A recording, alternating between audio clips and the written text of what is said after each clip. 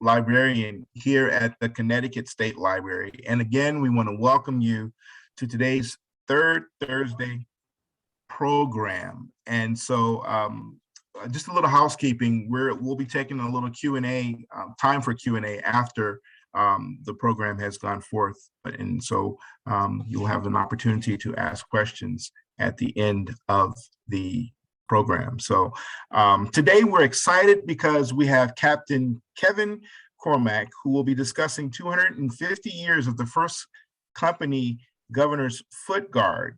And Kevin Cormack holds the rank of captain and is currently the executive officer for the first company governor's foot guard, where he's currently in the 21st year. Kevin is a graduate of Central Connecticut State University with a bachelor's degree in history and political science. He holds a master's degree from the University of New Haven. Kevin joined the first company as a tuba player and was soon serving as the assistant drum major as well. Participation in the color guard activity soon saw him move over to the military side of the first company, where he held the position of assistant quartermaster for several years. And then from that point on, Kevin was promoted to captain and became quartermaster in 2012. And he has served as company webmaster and official photographer from 2006 to 2019. So at this time, please give a warm welcome to our third Thursday guest today, Captain Kevin Cormack. Thank you very much. It's a pleasure to be here. Really excited to be here. So just going to touch on a little bit of the history of the first company governor's foot guard. The history of the first company governor's foot guard starts officially in 1771, but if we think about it, military history in the state of Connecticut really goes all the way back to 1637, when the government of the colony decided to establish military control over the military elements of the colony at that time. Militia was just the thing that they had at that time. That was certainly in the British tradition, and that continued to the present day for having militia. The first company is the oldest military unit in the United States in continuous service. There are other organizations that may have started earlier, but they have breaks in service or have reformed the original organization, but after several years of not being in service.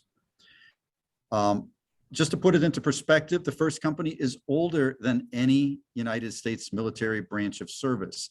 The Continental Army holds as its birthday, or the United States Army holds its birthday June 14th, going back to the Continental Army being formed on June 14th in 1775.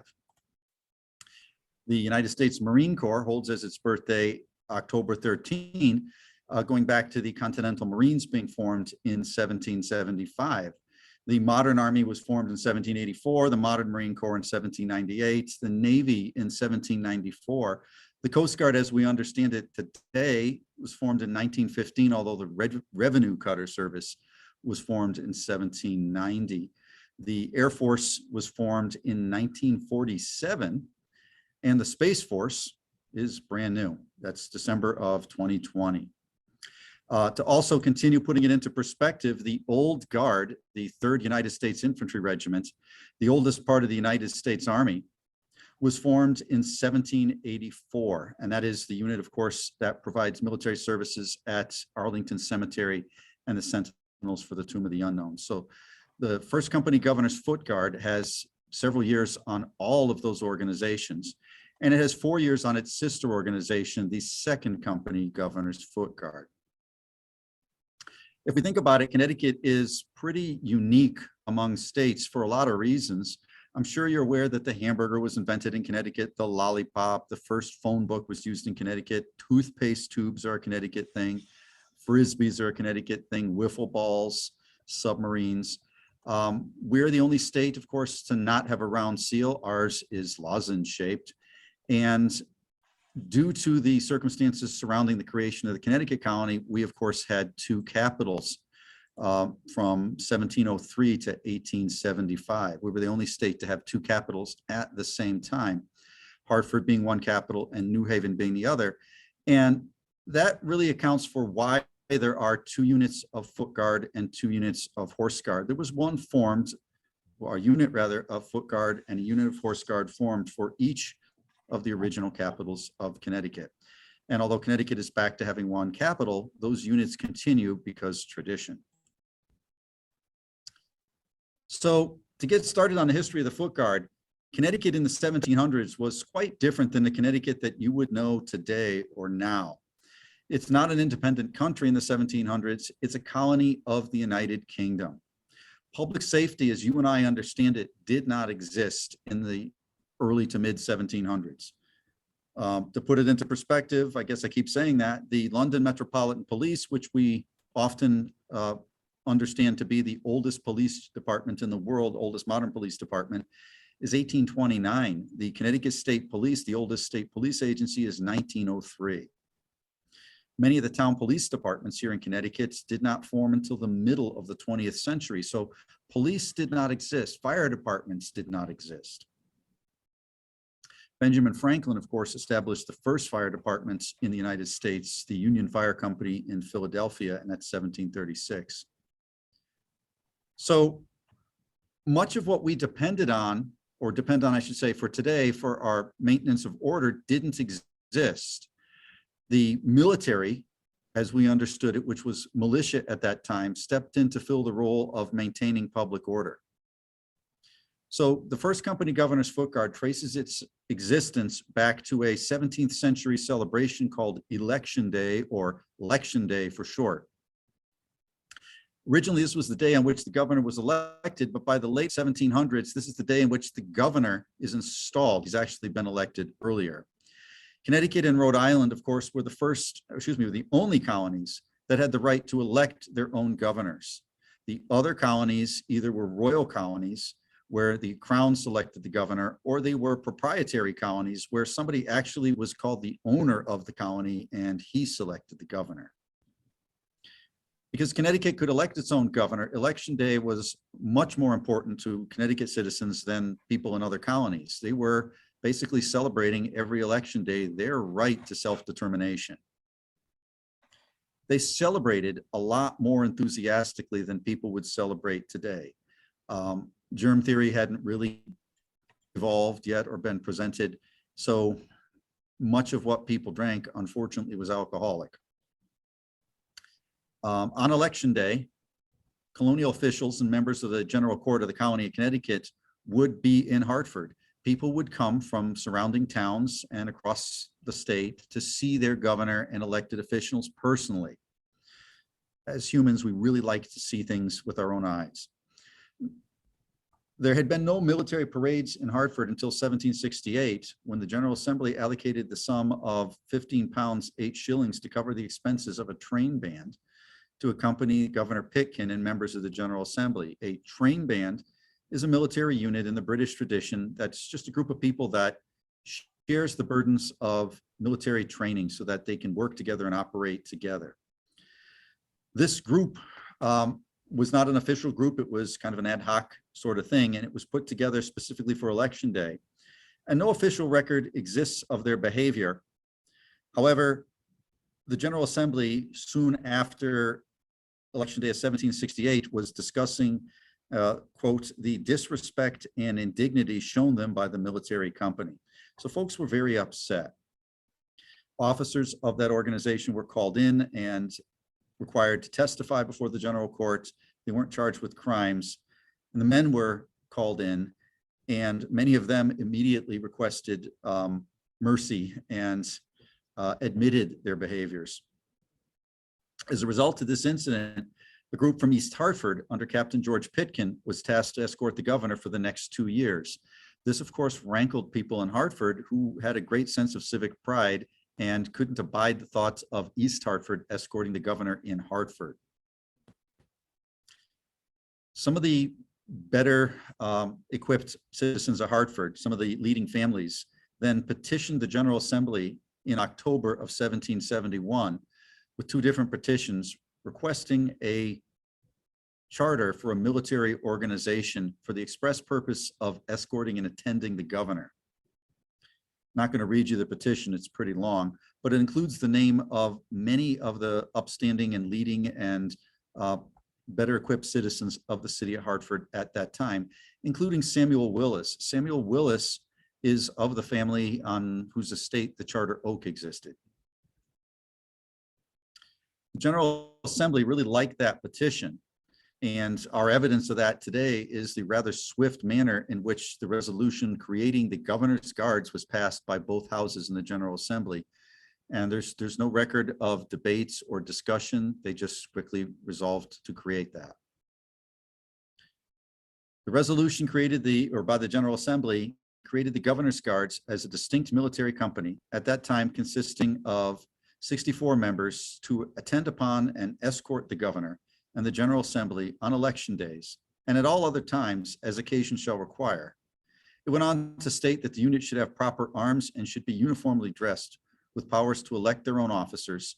And their officers at that time were a captain, a lieutenant, and an ensign. Ensign, we understand today to be the rank of second lieutenant. Members of the new unit included 19 men who'd served in the 1768 unit and 28 men who would go on to see active service in the American Revolution. They elected as their first officer someone who came from an old established family. Their thoughts were this gives credibility to the new unit. Although unstated, it's likely that members of older families had more money and were likely to assume some of the costs involved in starting up the unit. The leader also should be somebody that was capable of understanding and enforcing what they understood to be soldierly behavior. Samuel Willis was elected captain, and he was the first commander of the governor's foot guard. He was at the time 32 years old, 13 years out of Yale, and from a family with over a century of public service.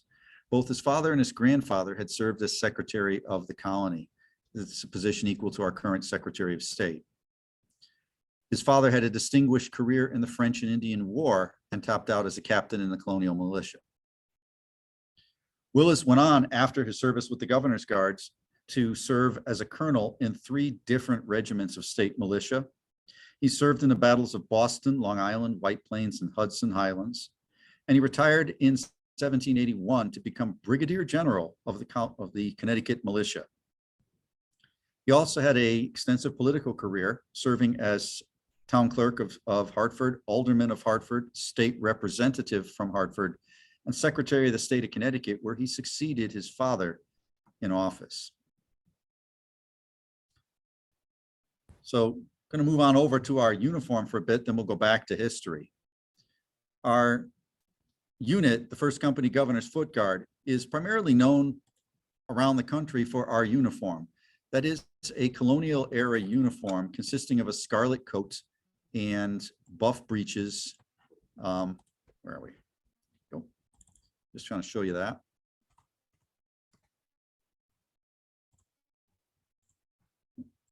Thank you, Zoom. This drawing is from a 1902 history on the history of the governor's foot guard. The uniform consisted of a scarlet coat, which for enlisted is cutaway, for officers closes at the front with tails, features a black chest with German cuffs, a buff vest, breeches, and buff turnback with silver trim. The coat is topped by a bearspin Grenadier's cover in the miter style, although we call it, for reasons I couldn't even begin to share with you, a busby. So this is the cover that we call the busby. When we see pictures from that time period, it is substantially the same cover.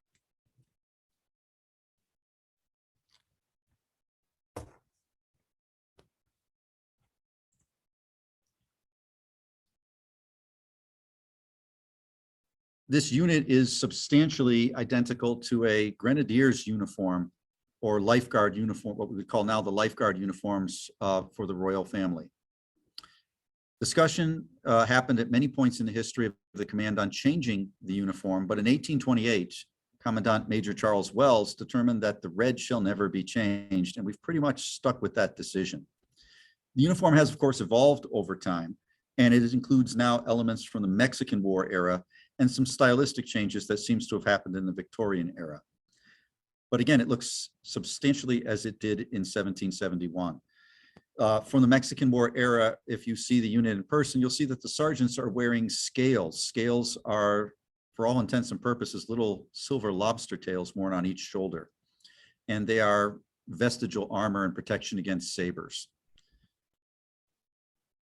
The officer's belt is also identical to belts worn by officers in that time period, except that it's in silver and not gold. And the belt buckles that we use are absolutely identical to belt buckles used by the United States Army starting around 1828. We, of course, have other uniforms that we wear. You can see me wearing a dress blue uniform.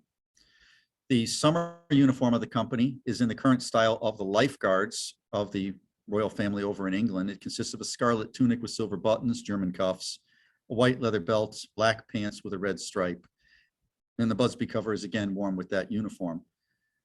We also have a fatigue uniform in the style that the modern National Guard wears. It's called operational camouflage pattern. Red as an element of foot guard uniforms has been something that we've done going all the way back to when Major Wells stated in 1828 that the uniform shall never be, or the red shall never be changed. So if you can see on my uniform, the cuffs and the shoulder straps, instead of being blue as you would expect for an infantry unit, are red. Going back into our history, the unit was originally separate from colonial militia, and that continued for a long time. No clear record exists of when the distinct Grenadier uniform is adopted or of its first outing, but John Caldwell, an original member, wrote in 1832 that Captain Willis was responsible for the uniform. Part of the idea was that they would look like British units with a similar role and mission, and that's why we style ourselves as Grenadiers today. Grenadiers are, of course, the lifeguards of the royal family. And it was a desire also to see the units visually appear distinct and separate from colonial militia units. If you've seen some of the colonial militia units from the Revolutionary War period, many of our uniforms from Connecticut were brown. We have some information on the unit going back to 1772. A session of the General Assembly recounting the unit states that the unit had elected its officers, that it had at great cost and care and pains procured clothing, drums, fifes, and colors, that the unit had exercised enough so that they presented a crisp and military appearance, although there was no uniformity in their weapons. The General Assembly then resolved in 1772, in light of the lack of uniformity in weapons, to allocate funding to procure proper weapons and reimburse monies for the fifes and drums and collars. So the first public appearance of the new unit was in May of 1772, and the uniforms were seen to be showy scarlet coats with silver and black facings, as described before. The success of the first company, its new weapons delivered in time for Election Day 1773, were directly responsible for the creation of another unit of governor's guards for the other capital of Connecticut, New Haven. In 1775, New Haven pharmacist and noted patriot at the time, Benedict Arnold, petitioned for the creation of a unit of governor's guards to serve the to serve the other capital of New Haven. At that time, the original unit changed its name to First Company Governor's Guards, and the new unit styled itself Second Company Governor's Guards. To this day, the units are very much like brothers or sisters. We work very closely together, and we also have little rivalries that we have honest ribbing about who's wearing the uniform right, as the colors are different between the two uniforms for our facing and cuffs. In 1778, a unit of horse guards was created for Hartford, and this resulted in the last and final change of the name for the unit, First Company Governor's Foot Guard. At that time, the unit became the First Company Governor's Foot Guard. The new unit of horse guards was called the Governor's Horse Guards, and the second unit was the Second Company Governor's Foot Guard. In 1815, a second unit of horse guard was created. to create the modern system that we have of 2 units of foot guard and 2 units of horse guard for the colony. In 1775, you had your fighting in Lexington and Concord, and that was in April 19. Within 2 days, news of the fighting reached Connecticut. Connecticut militia units started marching to Boston to join in that fight. Each of the 2 units of foot guards reacted differently to the threat posed by the fighting at Lexington and Concord. Their reactions were very much in keeping with the character, as we understand it, of the founding fathers of each unit. The second company, Governor's Foot Guard, under Benedict Arnold, decided to march to Boston. As we are told it, Benedict Arnold offered or wanted a chance for personal display, as the sudden appearance of a unit of well-drilled militia would reflect well on the unit, its commanding officer, and the colony of Connecticut. As there were restrictions keeping the unit from leaving the state, they simply called themselves the New Haven Cadets and marched off to Boston wearing their distinctive Second Company Governor's Foot Guard uniforms. The annual celebration of Powder House Day, in which the Second Company Governor's Foot Guard celebrates its history and remembers its dead, dates back to this period, celebrating the specific event in which Benedict Arnold forced the officials of the city of New Haven to open the city's powder store to the unit for this purpose. Although the unit itself did not see much recognition from their service in Boston, Benedict Arnold did get recognition out of it and secured a Continental Army commission. The first company, however, my unit, still under the command of Samuel Willis, elected to fulfill its chartered obligations and remained in the colony. At this time, Willis was, in addition to being captain of the Governor's Foot Guard, colonel of the 1st Regiment of the Connecticut Militia, and within a second year was also lieutenant colonel of the 2nd Regiment of Connecticut Militia. Following the incident at Lexington and Concord, sometimes known as Lexington Alarm, both Willis and Arnold quickly understood the need in the Continental Army for cannon. Willis started drafting plans with others in Hartford to capture Fort Ticonderoga to obtain the cannon stored there. 300 pounds was allocated for this purpose and supplies were collected. A small force was sent to Vermont to join the Green Mountain Boys under Ethan Allen. Benedict Arnold, having obtained his appointment or commission in the Continental Army, obtained an appointment from Massachusetts authorities to command the Vermont troops to capture a British post in New York for the same purpose. So again, this was in keeping with the character of the founders of each unit. Their response was quite different. The needs of the growing country soon deprived the first company of its first captain, and Jonathan Bull was elected the new captain in 1777. Like Willis, he was from a prominent family. Like Willis, he was a Yaley. Like Willis, he was a lawyer. While Bull was commandant, the unit was sent without the blessing of the authorities on its only expedition outside of Connecticut to meet a foreign foe, as it traveled to meet General Burgoyne's advance from Canada. On their march to confront General Burgoyne, while marching through the Rhinebeck Flats near the Hudson River, news of Burgoyne's defeat reached the unit, and they turned around and came back to Connecticut. So that's the only time the first company Governor's Foot Guard headed off to battle. Now here's where our history gets a little interesting. And as you know, if you're a student of history, the record can be a little bit conflicting at times. From this incident, an 1881 letter to the Hartford Courant by James T. Pratt made the claim that the Grenadier uniform of the first company came from the uniform captured in Saratoga and copied by Hartford tailor James Hosmer. Pratt goes on to state that the first uniform was blue with red facings and collars skirted in white, and that the red uniform didn't come until much later. This does seem to contradict what the General Assembly wrote in 1772, so we're unsure whether Mr. Pratt was mistaken or whether the record is wrong. The first company started international duties as a result of Burgoyne's defeat. And this is where we bring Comte de Rochambeau into our discussion. Jean-Baptiste Donatien de Nemours, Comte de Rochambeau, and 5,000 troops landed in Newport, Rhode Island in 1780. He was under specific orders to subordinate himself and to, quote, be under the command of General Washington. As a good subject of the French crown, he was eager to begin his military activities and requested a meeting with Washington.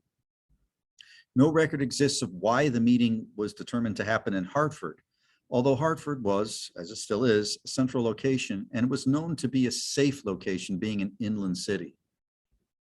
These would all kind of, both of those reasons rather, would kind of indicate a logical choice for Hartford. So Washington met Rochambeau and Admiral Ternay on September 20th, 1780 in Meeting House Square in what was called a pageant of the most picturesque. It was noted that while American uniforms may have lacked something when compared to British and French uniforms, the uniform of the foot guard presented well in the setting. American officers at the meeting with Rochambeau and Admiral de Ternay included Jeremiah Wadsworth of Connecticut, Henry Knox, Marie-Joseph Paul Yves Roche Gilbert de Motier, the Marquis de Lafayette and Washington's adopted son, Colonel Alexander Hamilton, Colonel James McHenry. The meeting went on at Washington's home, Wadsworth home, on the 20th and 21st of September, where Washington indicated his direct need for assistance. Rochambeau insisted on naval superiority and believed that the French fleet currently in the West Indies could provide it. Washington agreed to this. The meeting also set New York as a target for the combined operations, with Rochambeau believing that 30,000 troops would be necessary for success. The meeting led to plans that eventually secured the American victory and have been celebrated since 1938 by the First Company, typically on the third Saturday of September. So where the Second Company celebrates Powder House Day, the First Company celebrates Rochambeau Day, celebrating this meeting, celebrating the friendship between the United States and Washington with the Comte de Rochambeau and the French crown, and celebrating our own history and our own necrology. Washington met Rochambeau again in 1781 at the Wethersfield home of Joseph Webb. Connecticut was represented at that meeting by Governor Jonathan Trumbull, whom Washington affectionately addressed letters to as Dear Uncle John.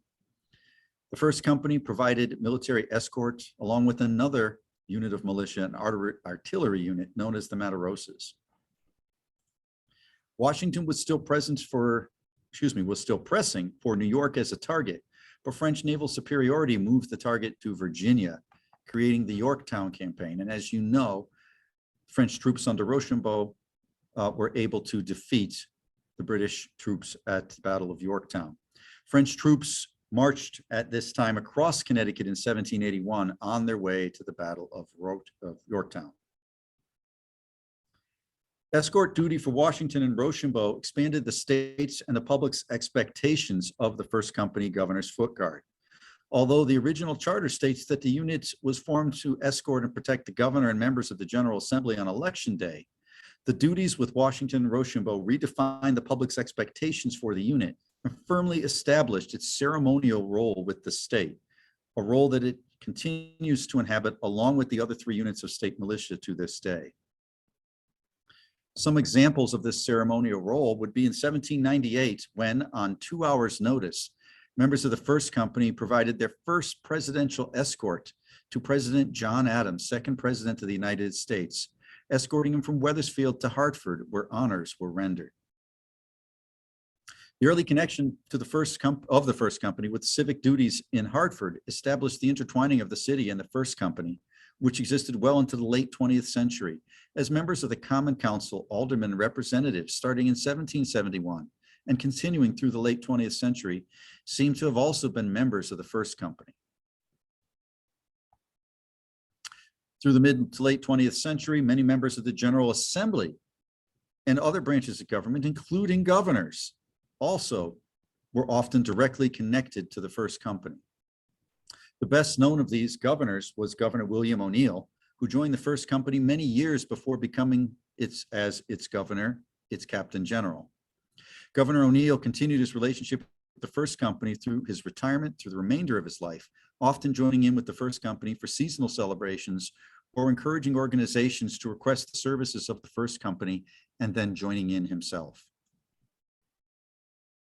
We got time, I guess, for a little bit of history.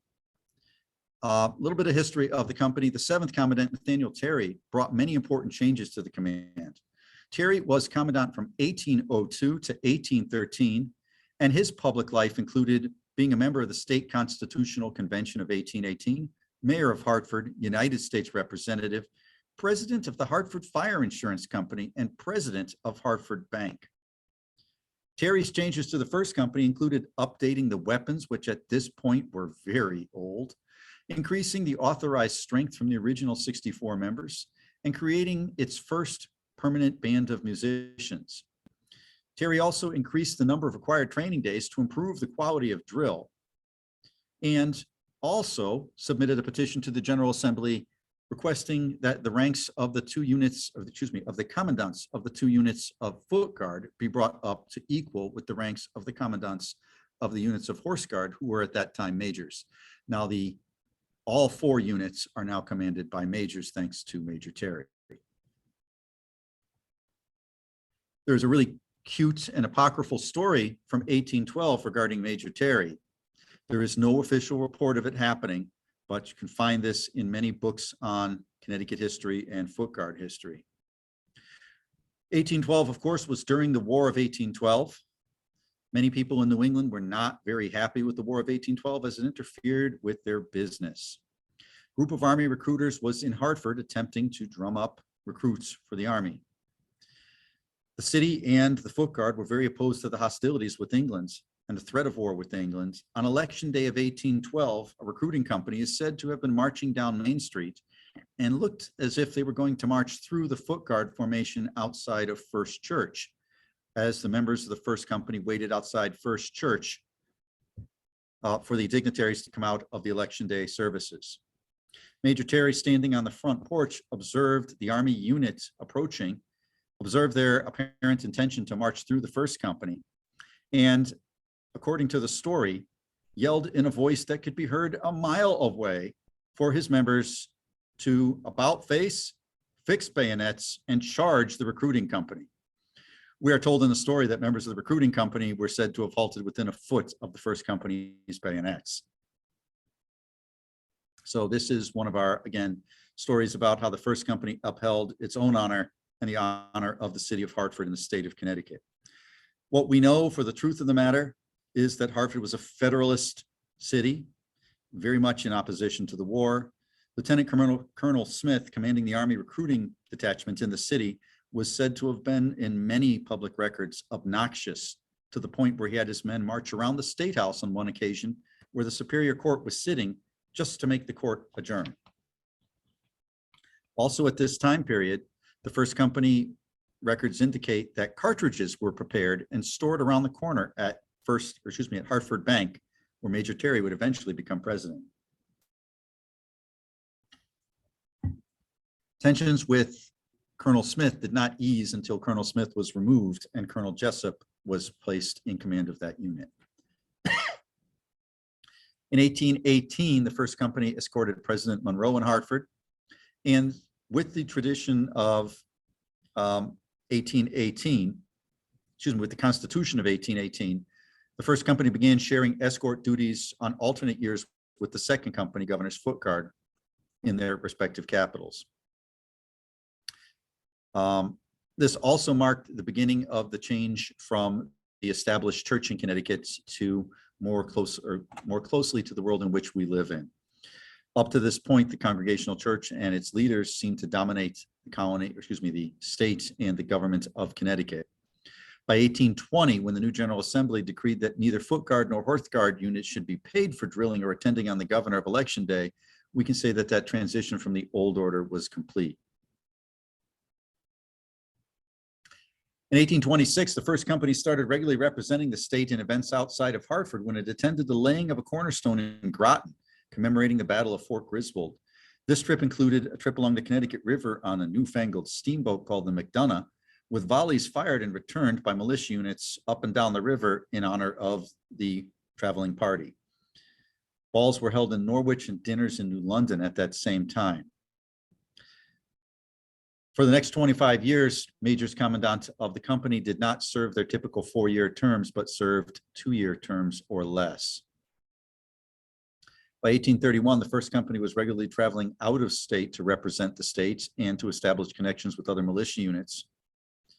And in 1831, records of a trip to New York indicate that they were still wearing powdered wigs with the bearskin hats, and that they appeared as if they came immediately out of an engraving from 1776. So smart was their appearance.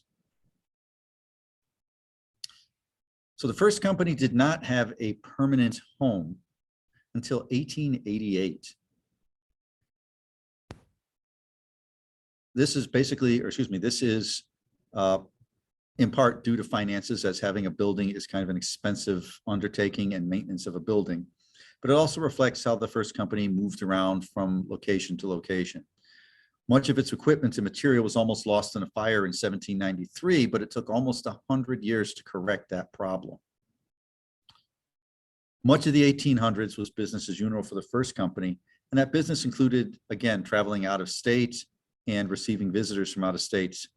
Footguard history books tend to include lots and lots of breezy explanations of trips and events at that time. In 1847, the state took further steps formalizing the relationship between the first company, between all of the Governor's Guards units and the state. Legislation at this time clarified the makeup of the military of the state and firmly placed the first company and the other militia units in that pantheon of militia units. By the Civil War, the membership in the first company was starting to get small, but the Civil War saw a great influx of patriotism and members into the unit. Again, the first and second companies took different paths on their response to the Civil War. The first company again elected to stay in state and fulfill its obligations, taking on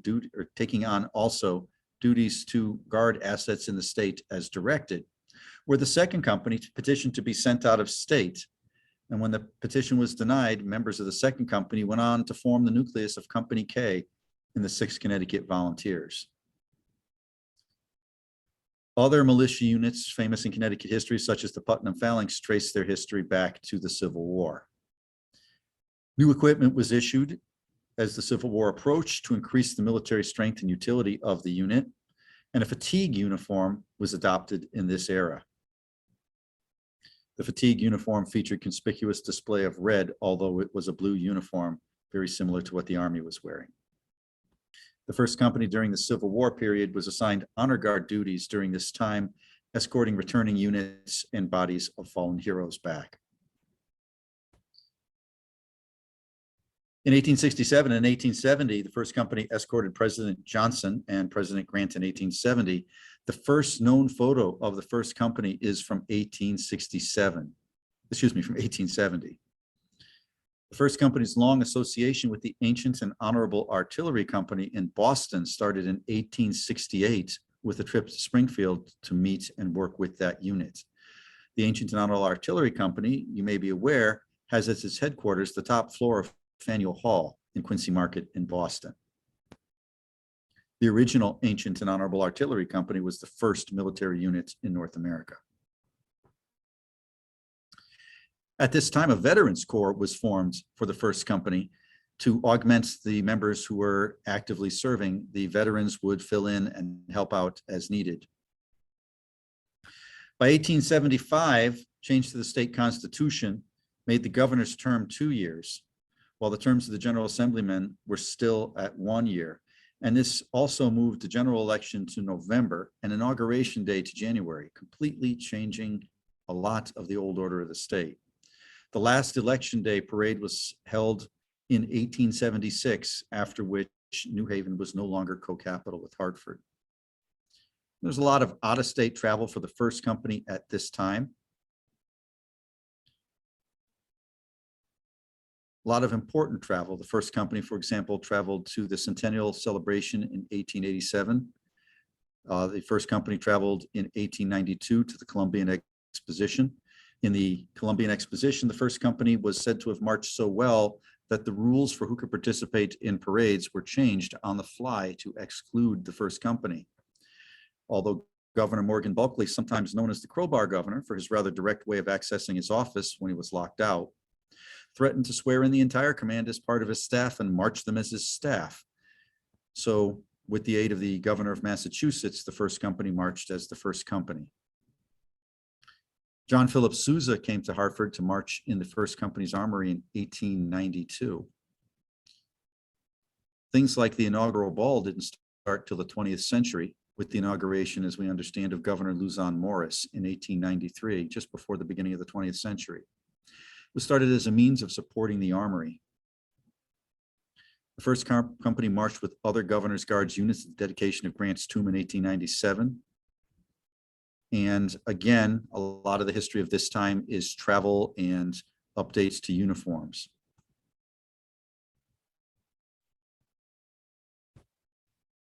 The first company made in the 1920s a historic trip to Europe, along with the other state militia units from Connecticut and the Richmond Light Infantry Blues. When the first company went down to Virginia to participate in a celebration with that unit, it was the first time that they had invited a Northern military unit to participate in a military celebration in the South since the Civil War. So the first company has a long association with that unit. In 1921, they toured Europe and even appeared before the King of the Belgians. They also toured France and laid wreaths at Lafayette's and Rochambeau's tombs. Got a couple quick historical sketches, then we'll talk very briefly about our modern activities. I've been asked by folks how inclusive was the first company in its early years. We know that Andrew Embler, who was born in 1835, served in the, I'm sorry, that's the wrong one. Foot Guard had a Medal of Honor recipient. That was Andrew Embler, who earned the Medal of Honor while serving with the New York State Militia and the U.S. Army in the Civil War at the Battle of Boyd and Plank Road. Chester Stanton was a longtime foot guarder, and his obituary illustrates how inclusive the first company was. During some of the traveling that the first company had in the latter parts of the 19th century, the first company stopped in North Carolina in Greensboro for dinner at a particular location, and Chester Stanton was denied admission into the restaurant on account of skin color. On hearing that their fellow foot guarder was being discriminated against, the company was said to have jumped to their feet immediately and offered to leave entirely, as if one foot guarder goes, they all go. So we kind of like that element in our history, that we've been inclusive for a long time. Another interesting foot guarder from the same time period was James C. Pratt, who came to Hartford in 1865 on parole after serving in the Confederate Army as a drummer boy. Pratt stayed in Hartford for the rest of his life until his death in 1924. Within 2 years of coming to Hartford, was sworn into the Foot Guard and topped out before his death as captain. Other elements of Foot Guard history, for example, the dog show, for which we used to be known, was started in 1924. The modern Foot Guard is headquartered in the William A. O'Neill Armory at Broad Street here in Hartford. Statute 27-2 defines the organized militia of the state of Connecticut as the 4 units of Governor's Guard and the State Guard. 27-6A defines the makeup of the 2 Foot Guard units.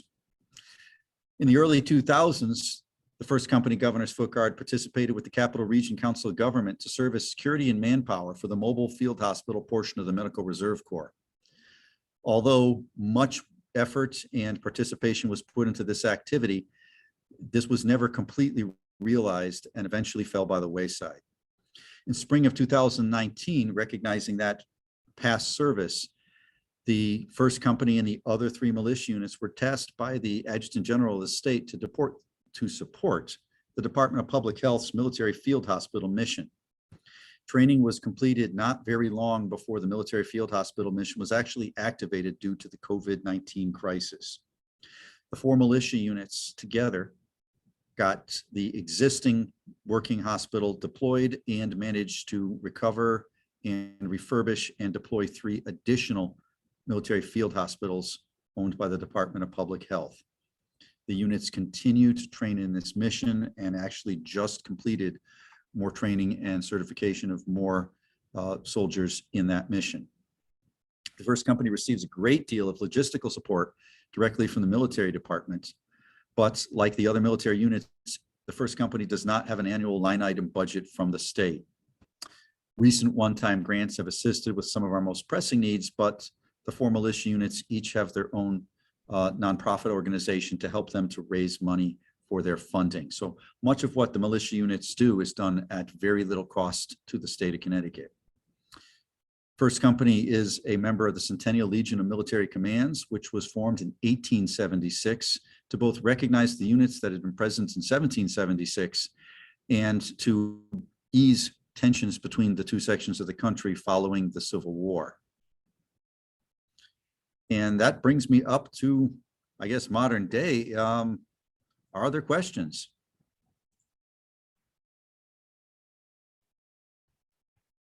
Okay, let's look at what some of you guys wrote.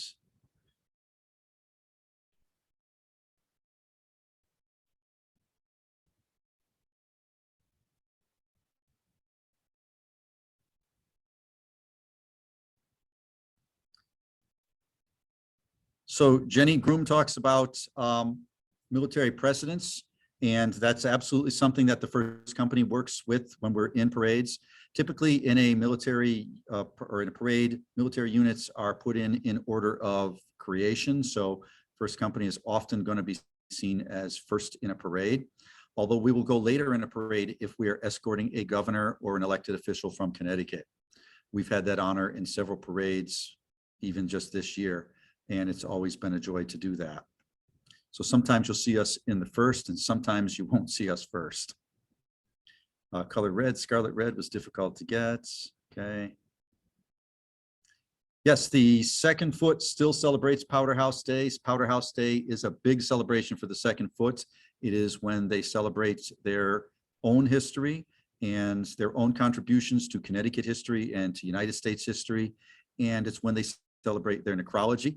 And if I'm not mistaken, it's when they graduate the members of their recruit class into full-time foot guarders. So the First Company at this point is working on supply issues. We're trying to make sure that we have adequate supplies of materials. As you would expect, the red uniforms are very, very expensive. And with the current supply chain crisis, getting the materials to make them has also suddenly become a little bit of a crisis for us. At the moment, we're working on keeping our training at the tip-top level. We're working with equipment that we share with the other state militia units and with elements of the National Guard, so that we're cross-trained in many of the same equipments and same tasks. And again, we're trying to outfit our people in the latest equipment. We're very pleased that not very long before the COVID crisis, we switched our fatigue uniform to the most current uniform at the direction of the Adjutant General.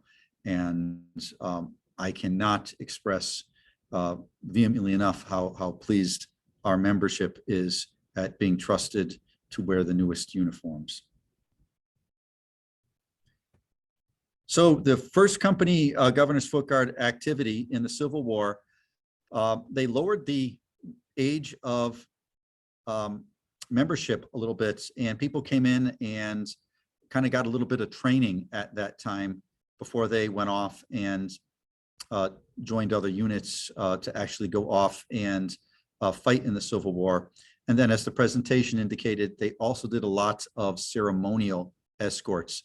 Not too many years ago, the First Company participated in a celebration of General Lyon. General Lyon from Connecticut, of course, was the first general officer to die in the Civil War. And the First Company was present at the ceremonies bringing his body back to Connecticut and his interment. So we recreated a lot of that in that celebration. In the First World War, again, the enlistment age was lowered and much training was given to individuals interested in having a little leg up on training before going into the federal military.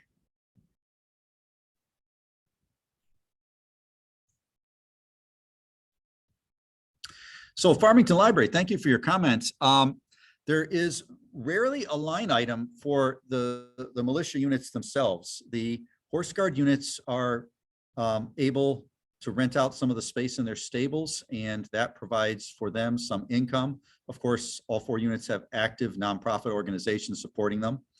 And the 2 Foot Guard units not having stables to rent out, have to find other ways to raise money.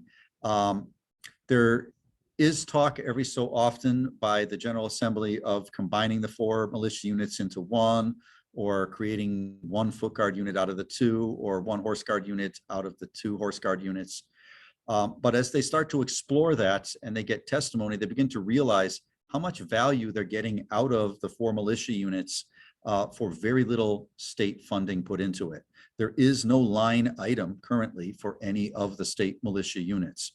They're all funded either with found funds. For example, the state military department is able to reallocate some money that wasn't fully used for a different purpose to purchasing this or that absolutely necessary item that allows us to expand our scope of our mission, or the units buy the material and equipment themselves. There used to be line items, but that would be going back to when I first joined the Foot Guard over 20 years ago. I don't believe there's been a line item for probably 15 years, I want to say. And we too are really quite happy that we still exist. Perhaps the day I was proudest to be a Foot Guarder was the Connecticut Day immediately after the September 11 attacks back in 2001. John Rowland, the governor of Connecticut, was the only governor to not cancel his state's celebration at the Eastern States Fair, feeling that if we canceled the state's celebration, we were giving the bad guys a victory here in Connecticut where they didn't strike physically. So the governor, instead of canceling Connecticut Day, called the commandants of the militia units and asked for the biggest possible showing. So at noon on that Connecticut Day, we formed an honor cordon out in front of the Connecticut building at the Eastern States Fair that went out into the Avenue of the States and really put on a huge celebration showing that Connecticut would not be cowed. And then we were the only state to have its state parade. Scrapbooks by the First Company's Governor's Foot Guard and collections, including one focused on the Tamasha Affair of 1914. I have not heard of that.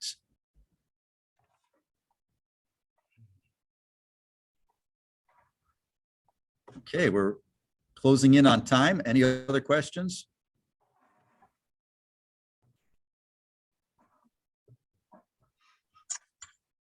Okay. Well, thank you folks for having me. All right. Thank you. Thank you so much, Kevin, for that wonderful presentation. Thank you so much. And just a reminder that there will also be a broadcast on Facebook, so you can watch this again. And if you've come in during the middle of the presentation, you can watch it in its entirety on Facebook. But again, we thank you and we salute you for your service, and we thank you for being a part of our Third Thursday today. Thank you. Okay. Well, we thank you all also for joining us today, and we're looking forward to our next Third Thursday programming, which will take place next year. We'll start in January. And again, we look forward to next year, and we thank you all for coming out to our program today, and look forward to seeing you all again. So take care, everyone, and have a happy holiday. Thank you.